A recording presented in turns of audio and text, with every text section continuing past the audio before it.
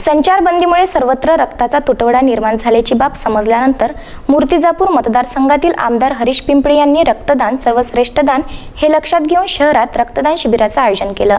यामध्ये रक्तदात्यांनी उत्स्फूर्त असा प्रतिसाद दिला।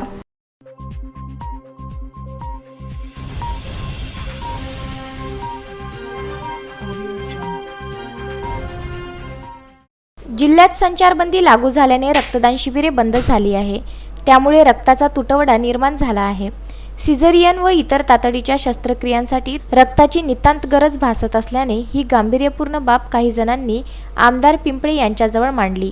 त्यानंतर त्यांनी मूर्तिजापूर शहरात नियोजनबद्ध रक्तदान शिबिराचं आयोजन केलं। या रक्तदान शिबिरात 95 रक्तदात्यांनी रक्तदान करून समाजसेवेचा आदर्श निर्माण केला आहे।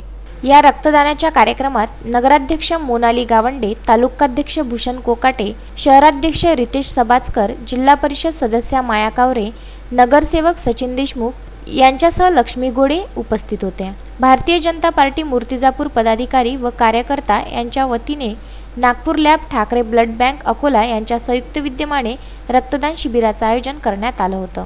त्यासाठी भारतीय जनता पार्टी मूर्तिजापूर शहर मूर्तिजापूर ग्रामीणच्या वतीनं आज हे रक्तदान शिबिर घेतलेलं आहे आणि 35 लोकांना आम्ही व्हॉट्सॲप फेसबुकच्या माध्यमातून ही माहिती दिली होती आणि आज 35 लोक डोनर इथं आलेले आहेत। या 35 लोकांनी काही येणार आहेत। या रक्ताच्या माध्यमातून गरजूंना प्लेटलेट रक्त जे लागते त्याची सोय इथं उपलब्ध होऊन राहिली आहे आणि त्याच पद्धतीनं जे लोक ज्यांना घर नाही अशा लोकांना जेवणाची व्यवस्था करण्यास सांगितली आहे। आमचे नगराध्यक्ष आणि कार्यकर्ते या कामामध्ये गुंतलेले आहेत आणि ते काम हे करत आहे। मी त्या सगळ्यांचं मनापासून अभिनंदन करतो, कौतुक करतो आणि ज्या ज्या लोकांनी रक्तदान केलं आहे त्यांचं मनापासून धन्यवादसुद्धा हे करतो।